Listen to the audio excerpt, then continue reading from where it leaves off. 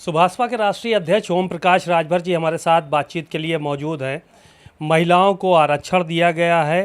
राज्यसभा और लोकसभा में प्रस्ताव जो है वो पारित हुआ और अब वो राष्ट्रपति के पास जाएगा। सर, प्रस्ताव तो पारित हो गया, सर्वसम्मति से सारे दलों ने सहयोग किया, लेकिन कहीं ना कहीं टीस बाकी है अभी लोगों के मन में। कह रहे हैं कि ओबीसी की महिलाओं को नहीं दिया आरक्षण, अल्पसंख्यक महिलाओं को नहीं दिया, इनको अलग से मिलना चाहिए था। मायावती जी का ट्वीट आया, वो कह रही हैं कि एससी एसटी वर्ग की महिलाओं को अलग से देना चाहिए। तो आप संतुष्ट हैं इस पूरे जो आरक्षण से? सबसे पहले तो महिला आरक्षण जो बिल पास हुआ है, इसके लिए देश के प्रधानमंत्री माननीय नरेंद्र मोदी जी को धन्यवाद देता हूं कि लंबे संघर्ष के बाद महिला विधेयक सदन में पास हुआ, दोनों सदन में। उसमें जो और नेताओं की डिमांड है, चाहे वो मायावती जी की डिमांड हो चाहे किसी की हो, उसमें जैसे पंचायत चुनाव में महिलाओं के चाहे सामान्य वर्ग हो, चाहे पिछड़ा वर्ग हो, चाहे अनुसूचित जनजाति हो, सबके लिए अलग अलग सीटें आरक्षित हैं। उसी तरह की व्यवस्था महिला आरक्षण जो विधेयक पास है उसमें होना चाहिए। हम इसके पक्षधर हैं। पहली बार तो अब एक कदम आगे बढ़ा कि अब तो ये हो गया कि 33% रिजर्वेशन।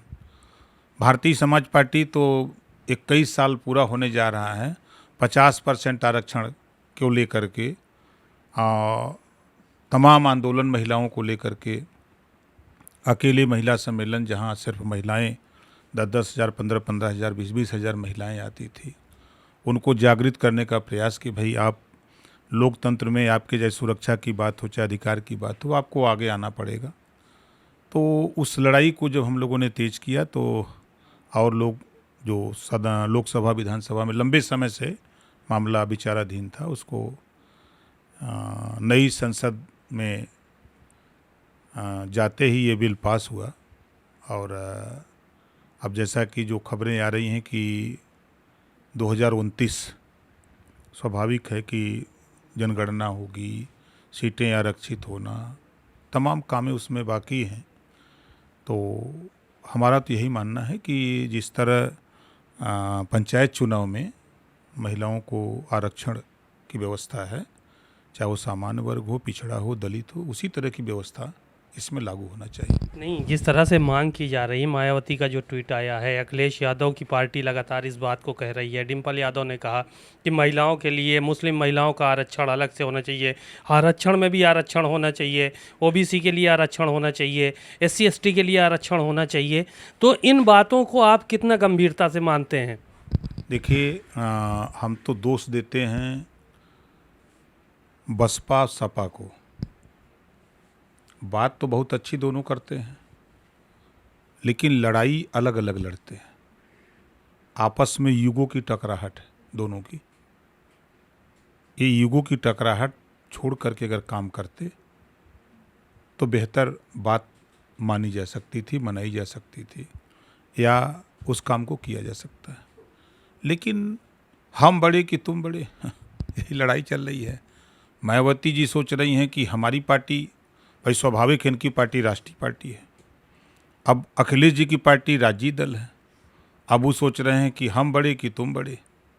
इसी में महिला पिछड़ा आरक्षण फंसा, या जो भी अधिकार की बात हो रही है, जो वो इसी में न परेशान है सब लोग। अगर ये लोग मिल करके लड़ाई को लड़े होते तो हमको अंदाज़ है कि ये नौबत नहीं आती।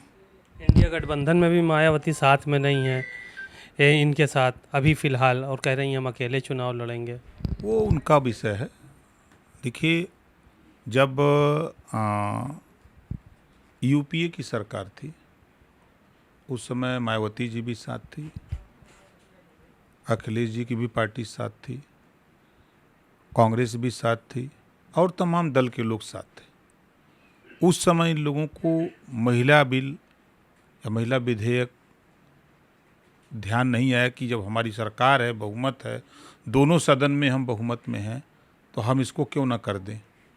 उस समय तो याद नहीं आया। अगर उसी समय ये लोग भाई मायावती जी हों, चाहे अखिलेश जी हों, चाहे मुलायम जी रहे हों या और लोग रहे हों, या सोनिया जी जो आज सदन में बोल रही हैं, मैंने देखा उनकी बात को, तो हंसी मुझे आ रही थी कि जब मालिक लोग थे, जब पावर था, तब वो चीज़ याद नहीं आई। आज मैं तो सबको बधाई देता हूँ, सभी दलों को। कम से कम एक पहल हुई कि महिला विधेयक पास हुआ, 33% आरक्षण महिलाओं को। अब ये तय है कि आज नहीं तो कल ये कानून बनेगा। अब 33% महिलाएं लोकसभा विधानसभा में आएंगी। बड़े हौसले बुलंद हैं अखिलेश यादव के नेताओं के। इस वक्त कह रहे हैं 2024 में भी घोसी के जैसे ही डंका बजेगा। देखिए, ये माननीय शिवपाल जी कहा करते थे कि अखिलेश जी अपरिपक्व नेता हैं। उसका रीजन है, देखिए, जब देश का चुनाव होता है तो देश की जनता देश के नाम पर वोट देती है। प्रदेश का चुनाव होता तो प्रदेश के नाम पे वोट देती है। बाई इलेक्शन होते हैं तो मीडिया के माध्यम से ये प्रचारित होता है, ये 24 का फाइनल है, सेमीफाइनल है। जब पंचायत चुनाव आया तो मीडिया की तरफ से हुआ कि ये सेमीफाइनल चुनाव है, वो बीत गया। फिर आया निकाय चुनाव, ये 24 का सेमीफाइनल चुनाव है, वो बीत गया। फिर लोकसभा का 2 बाई इलेक्शन आया, कहीं अब ये 2024 का सेमीफाइनल है, वो बीत गया। फिर बाई इलेक्शन विधानसभा के आए, ये सेमीफाइनल है, वो बीत गया। अब फिर एक बाई इलेक्शन आया। तो देखिए, मैं बार बार कह रहा हूँ कि एक चुनाव, बाई इलेक्शन जो होते हैं, उसमें न सरकार बननी होती है न बिगड़नी होती है। और लोकसभा विधानसभा के चुनाव जो लोगों के मन में है, वो भ्रम सबका टूट जाएगा। क्योंकि अभी तक परिपक्व नेता होते अखिलेश जी, तो उनको इस बात का एहसास है कि अकेले चुनाव लड़ना है। कांग्रेस का कोई मतलब नहीं है यूपी में, चाहे जितना कोई ढोल बजा ले। कांग्रेस को इस नाते साथ लिए हैं कि मुसलमान वोट जो जिस तरह से खबरें आ रही हैं कि कांग्रेस की तरफ जा रहा है, इस नाते वो कांग्रेस को साथ लिए, कहीं ये संदेश गलत न चला जाए कि मुसलमान हमारा साथ छोड़ दिया। इस नाते वो कांग्रेस के साथ चिपक के रहना चाहते हैं। तो आपके साथ नहीं रहेगा मुसलमान? बिल्कुल हमारे साथ है। आप उठा के रिकॉर्ड देखिए, 2014 बीजेपी की बात हम करें, 2014 से 2017 में, 2022 में परसेंटेज बढ़ता चला जा रहा है। और आज हमारे साथ, मैं हमारी पार्टी के साथ हजारों नेता इकट्ठे हो गए हैं, हजारों समर्थक हैं। और मैं तो समझता हूं कि देश में ओम प्रकाश राजभर से बड़ा कोई ऐसा माई का लाल नहीं पैदा है जो मुसलमानों के हक अधिकार की बात को बोल रहा हो। चाहे जितना आप डिबेट उठा के देखिए, टीवी पे देखिए, हम बार बार कहते हैं कि जो इनके साथ कांग्रेस ने धोखा दिया, सपा ने धोखा दिया, बसपा ने धोखा दिया। बीजेपी तो दुश्मन है भाई, मानते हैं लोग कि बीजेपी हमारी दुश्मन है। फिर भी बीजेपी ने जितना काम कर दिया उतना सपा, बसपा, कांग्रेस ने मिल के भी नहीं किया। ये जो हम देख रहे हैं सामने, भाई आवास बटा, शौचालय बटा, पेंशन बट रहा है, आपके राशन बट रहा है। अब जो चीज़ें देना चाहते हैं भाई, लेने वाला चाहिए ना।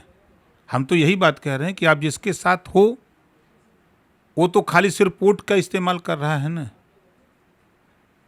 अगर वो हिस्सेदारी की बात करता तब तो अच्छा था, लेकिन जग जाहिर है वोट मुसलमानों का लेते हैं और काम अपनी जाति का करते हैं। ये बात मैं बोलता हूँ तो बुरा लगता है। अखिलेश यादव के ट्वीट देखे थे घोसी चुनाव की जीत के बाद?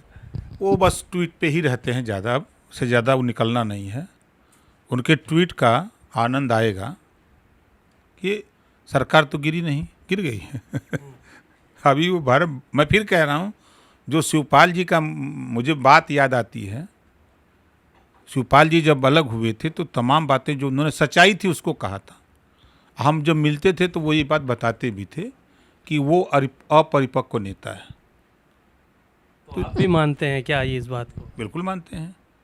अगर उनमें परिपक्वता होती तो विरोधी पार्टी से कैसे लड़ा जाता है जब देख रहे हैं कि जहाँ जाति आधारित चुनाव हो रहा है तो आप उसको नहीं टेकअप कर रहे हैं, तो ये क्या दिख रहा है?